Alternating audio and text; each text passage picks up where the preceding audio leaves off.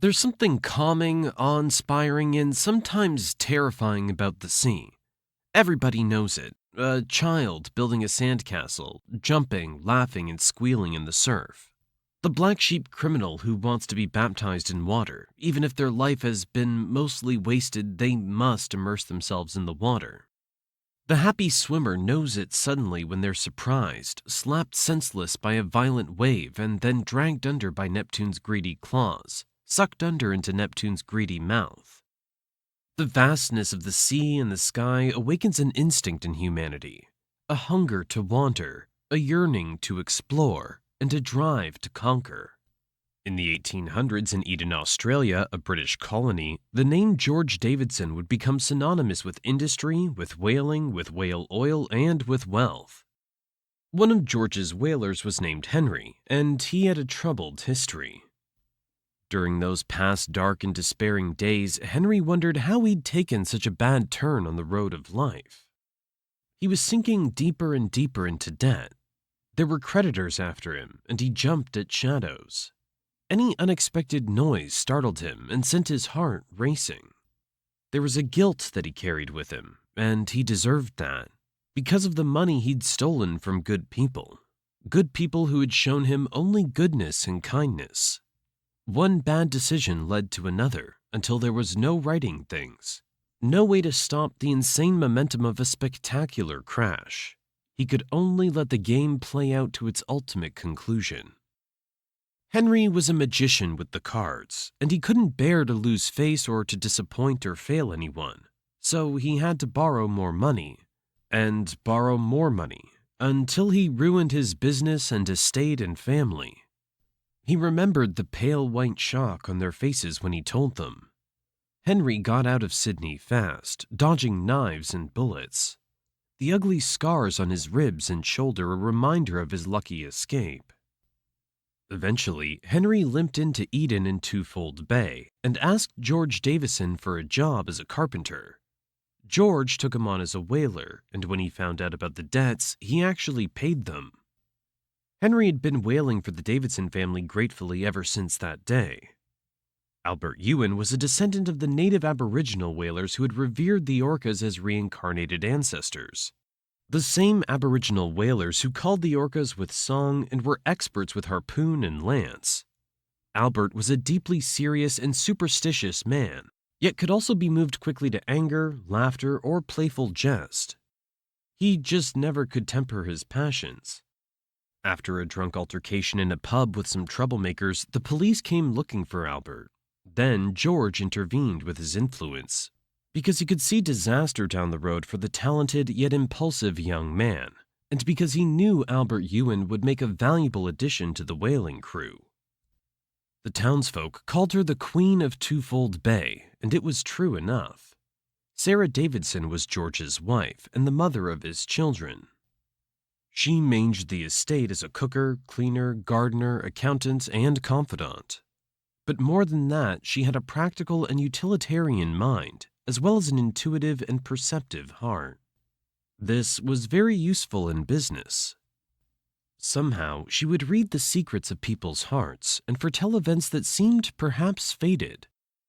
George was not always one to express his feelings in words, but she knew she was the love of his life. Sarah, back in her maiden days, had many suitors. There'd been a solid, dependable, yet boring farmer, an interesting yet skinny poor artist, as well as an incredibly wealthy businessman with an explosive mean streak. In the end, though, no one could stir her the way George did. Even though the life of a whaler's wife was mostly a life of loneliness and anxiety with brief shining moments of gladness, Sarah enjoyed these glad moments. Occasionally, though, she regretted her decision, and yet she knew if she could go back in time and live her life over again, she would make the same choices again. Her parents warned her that she would soon be a widow, and in her dreams she watched death stalk her loved ones. Henry stood on the decking boards of the Eden whaling wharf in New South Wales. The water in the bay was a hazel slate gray as gravel, and the wind was brutal and cold. Henry and his mates glanced up the hill nervously, then quickly returned their eyes to their tools as they awaited their employer's command. The master, George Davidson, was talking to his wife, Sarah, at the gates of the homestead. Some words drifted down to them. "It was real, I'm telling you. There was a terrible storm, and old Tom the Orca was in a fury, and he was in pain. Sarah, I chart my course according to my compass and the price at the market, not fears and dreams." "And what about Effie's birthday? Why don't you stay for this month and hunt later? Please?" "No. I wish I could, but no. I'll look after the men in the Orcas, don't you worry. I have a grand present coming soon for Effie." There was silence, and perhaps an embrace, perhaps tears or a kiss, but Henry was focused on his work. George Davidson strode down the steps onto the decking boards. He was a tall and muscular man with a flat, honest face.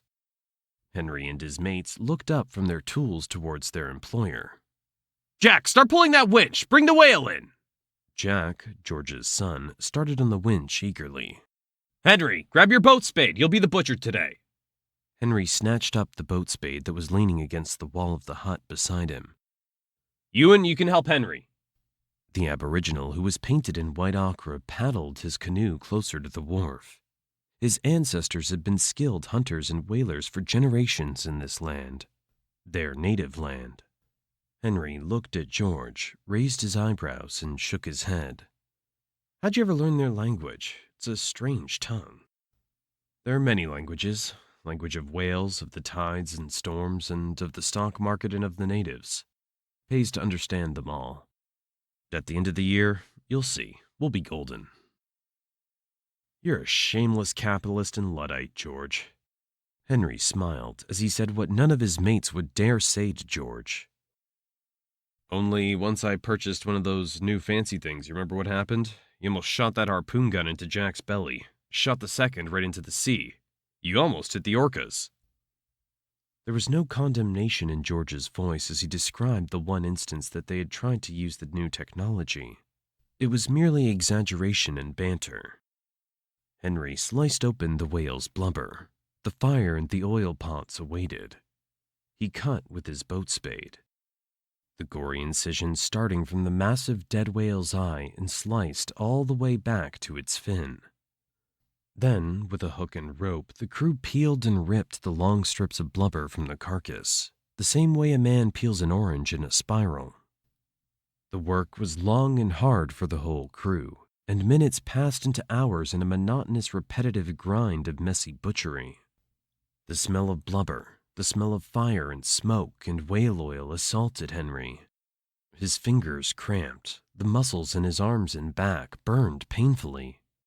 He lost himself in the artful moments of slicing and slashing, the same way he'd once committed himself to saw and chisel in the carpenter's shop.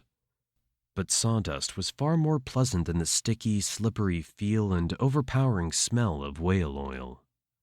And yet, this was the precious product that kept the wheels and gears of civilization turning, and this was making a living. If Australia was a house, then farming, mining, and whaling were the integral concrete foundations of that house. Whale oil kept the flame of civilization burning. This was the true nature of commerce, the true nature of life. George rode his horse over to his mate's house because Charlie was a friendly and useful man, and because he needed a favor. Charlie sold tools as well as cattle, horses, and dogs. George dismounted his horse and approached the red roof and veranda. The red-roofed house was surrounded by scorched brown grass and eucalypt trees with their gnarly bone-white trunks. He could smell the blue-green leaves as they shimmered in the morning heat. He spied his mate feeding breakfast to a litter of puppies in an old tin shed. "Charlie! Hey, mate!" "George, old pal, how are ya? How goes the whaling?" "Lucky sometimes, sometimes not so lucky." The two men shook hands and fell in walking together in a companionable, chummy way. "Smoking a scotch?" Charlie smiled at his old friend. "It's too early for that. I wondered if you have a dog and a horse for me. if you'd hold them for me. I'd make good on the purchase before Christmas. Of course, mate. I just need to butcher one more whale to clear my debts, and a second whale to buy the Christmas presents. Keep the family and business going into next year. It's tough business, George. You're fearless and crazy, mate. How's Sarah doing? She's the patience of a saint. She worries, though. She has these dreams about disaster, you know? You've got a good woman there, George. Good Sheila. So who are you buying the horse and dog for? The horse is for Effie, and the pup for young Jack. Charlie gestured towards the shed housing the dogs and the paddock where his horses grazed. The two men strolled closer to the shed. The sun cast its warm golden yellow glow over the structures and the pastures. Their boots kicked up dust, and the air was hot. I think I have something perfect for both of them. A Shetland pony would be ideal for Effie. I have just the one, a calm and responsive Shetland pony. And I imagine that a blue heeler Australian cattle dog would be ideal for Jack. Yes, excellent. That would suit them both, I think. Effie's a wanderer at heart. She'd love that. Jack's a thoughtful boy. It would do him good to care and be responsible for something. How's the dog's temperament? Have a look and judge for yourself. Charlie opened the shed door. The pups were eating their breakfast out of their bowls. George noted one particular pup with a blue-white speckled coat. One side of his face was covered with a black marking. The other side of his face was a tan mask. The blue heeler growled fiercely at two siblings as they tried to steal his breakfast. Charlie erupted in a booming laugh. George noted that the blue heeler defended his breakfast successfully. Then, with the attempted theft forgotten, all the puppies launched out to explore the yard and tumble over each other in a joyful, bounding riot. George noted the pup was engaged in the play and even approached him, a strange human, even dared to sniff his boots and lick his hand. The heeler was scrappy, playful, and inquisitive. I think this might be the dog for Jack. Good choice, George. I'll keep him for you.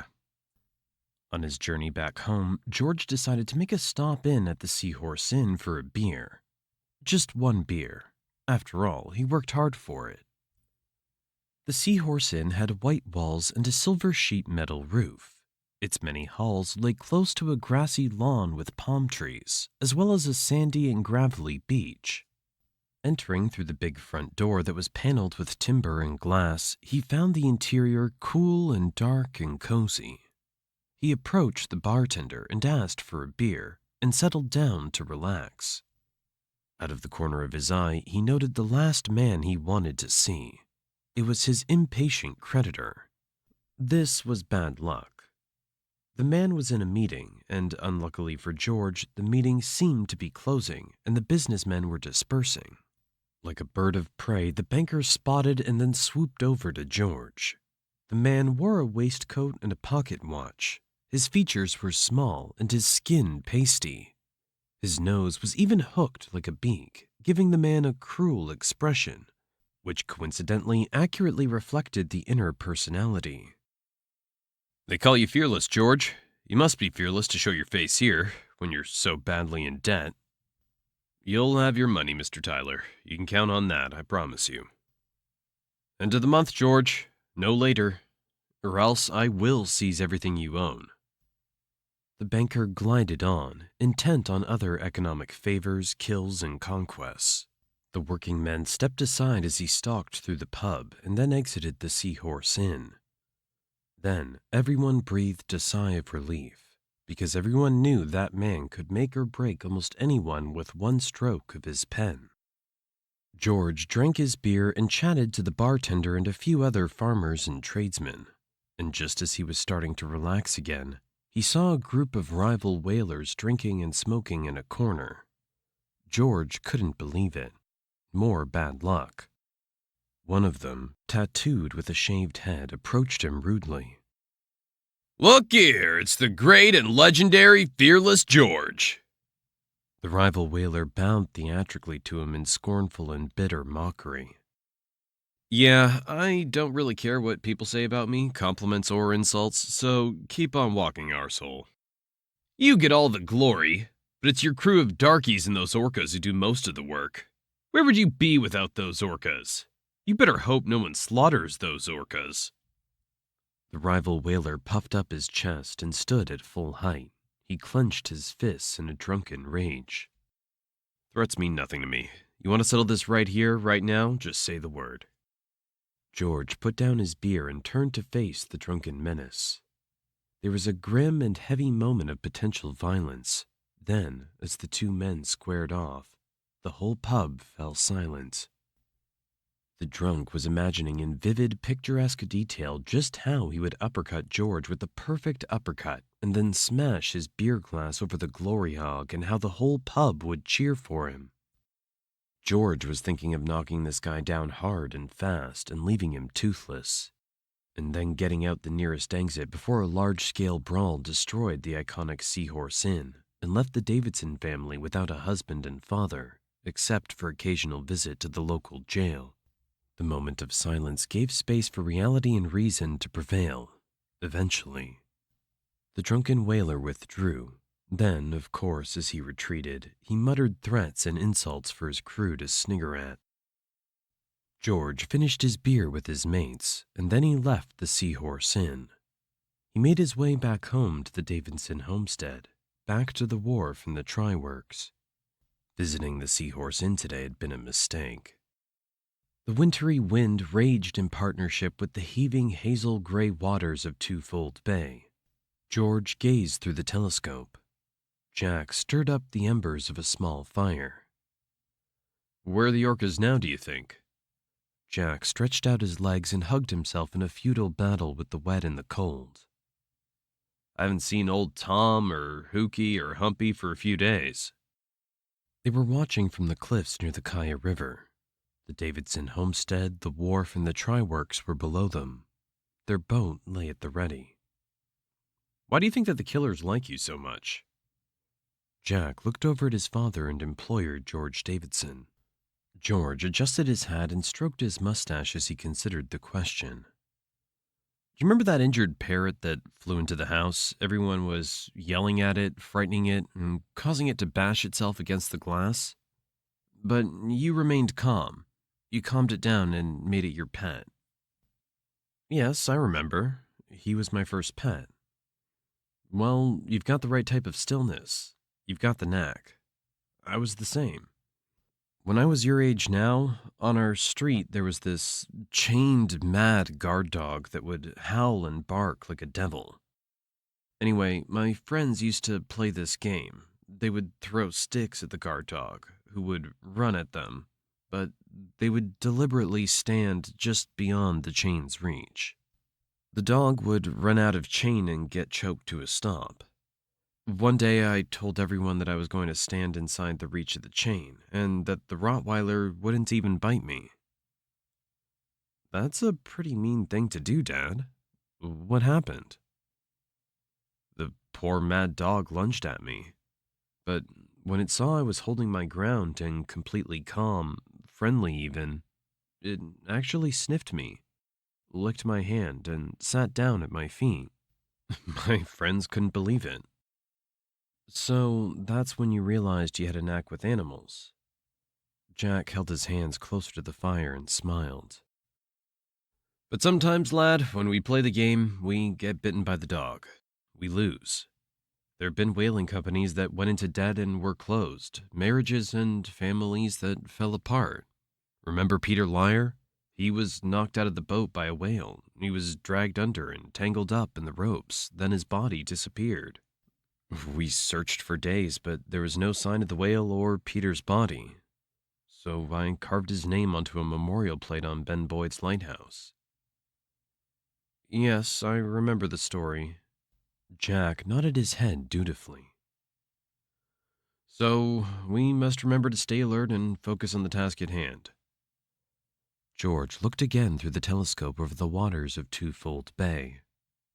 The Davidsons watched in awe as the form of old Tom breached out of the water, flew gracefully up into the air, and then descended and flop-tailed the water playfully. Rousseau! George yelled out. Rousseau! Henry echoed from the try-works. Rousseau! Yelled back Ewan or Albert from the Aboriginal huts by the beach. George and Jack scrambled down the cliff and down the timber staircase. Henry checked over the harpoon and the oars in the boat, checking everything was in order, checking for the third time that day. Ewan raced down the beach with the speed of an Olympic runner, and he leapt into the boat. George and Jack followed into the boat, and then they were off, chasing after the fin of old Tom cutting like a knife through the water. George took his rightful place at the front of the boat. He recited his traditional theatrical poem. Row, men, row! For the ladies' comb, whalebone corsets, and horsewhips. Burn your arms and break your backs, my lads, for Sydney's evening city lights. The boat glided through the water after the orca, towards the rocks where their prey presumably had been herded. The orcas chased the whales. The orcas were hunting and business partners with men. They were comparable to sheepdogs herding sheep. All the orcas wanted was to eat the tongue, which was massive and could weigh up to 2 tons, and the humans could have the rest. Dark clouds suddenly engulfed them. The wind and the rain increased rapidly. The swell of the waves became ever more turbulent, and rain pelted the sea and shrouded the horizon before them and the beach behind them in mist and mystery. Storm's a bad one, I think. We should turn back. Dad? Jack's brow creased with worry. These are angry spirits! We should hunt later! Albert agreed. What do you think, George? It'll be a bad one. Henry spoke up with concern. If we don't catch a whale this month, our creditors will shut us down and seize everything. Don't you men want to have your own house? Your own family? Don't worry, old Tom will show us the way, and we'll harpoon this whale. And the boat bounced on after the happy fin of old Tom. Row, men, row! Steady, lads, steady, with hearts of oak! Henry was well built from years of construction. Albert was thin yet muscular and naturally athletic. And Jack was just a determined boy, really. The whole crew pulled on the oars with a fanatical, intense passion. This was the time to give it everything and ignore the hurt. Twofold Bay was now a heaving landscape of hills and valleys. Hazel-gray, frothy waves lifted and then dropped the boat. Fat frozen rain pelted the whalers hard enough to leave bruises. The wind slapped them back and forth with the rude arrogance of a giant's hand, unapologetic as fate itself. Old Tom's circling! Henry pointed out excitedly, and George smiled as his trust in his orca friend was rewarded. The whalers in their boats came closer to their helpers, the orcas. The whalers rowed closer to the rocks and their herded, trapped prey. Then, the unexpected blow that hit them was like a hammer blow that shook through the boat, shook through their arms, their bones, and even banged their teeth together. Jack tumbled down onto the deck boards and lost his oar. Albert, Ewan, and Henry grunted in pain. They spasmed like scarecrows in a storm, flailing around the boat wildly. George growled in frustration as he grabbed on to Henry and saved him from going overboard. Then the whale's fin rose up as it streaked away from the boat in furious flight and defiance. Albert lifted Jack from the floor. Blood and rain soaked the poor boy's face. You all right, Jack? George asked, stepping over and placing his hands on the boy's shoulders. Sometimes, in the game, the dog bites you, Jack answered, his smile smeared with rain and blood. Hearts of oak, my boy. We're walking on water now, and by Christ, we'll catch this whale. As the men pulled and heaved on the oars, they gained on their prey. The boat speared through the heaving waves and stormy atmosphere. Old Tom continually herded, blocked, and countered the whale's maneuvering and intelligent attempts at escape. Row, men, row! The boat was within striking distance now. George was close enough to the whale's fin that churned up the sea with its will to fight, its ancient and primordial need to live. They would only get one shot, one chance, because the storm was escalating in its destructive rage. George was assaulted by images in his mind, images of his impatient creditor and the drunken rival whale hunter. He remembered the words of Sarah, her foreboding bad dream. He pushed the fears away and connected with his moment in time, the opportune moment. He gripped the harpoon with all of his strength. George plunged the harpoon deep into the whale. It was a perfect shot. All the hours he'd spent forging, hammering, and sharpening the harpoon to perfection, all the weary hours he'd spent training with weights and javelins set him up for a successful kill. The whalers roared their victorious joy. It was bloody and gory, triumphant and sad, morbid and elemental as the circle of life. And the boat still rode the raging seascape and howling storm. But they had their whale, and they had their precious, valuable whale oil. After old Tom was rewarded with his feast of the tongue, they towed the whale back to the wharf to butcher and harvest the oil. Mr. Tyler, the creditor, would have his money. George's rivals would continue to hate him and curse him with bitterest envy. Come Christmas, Effie the Wandered would have her horse, and Jack, that brave boy, would have his cattle dog. Death would not claim the whalers or the orcas today. Sarah would be there waiting for them on the wharf in the rain. Death would not claim them today. Today they would live.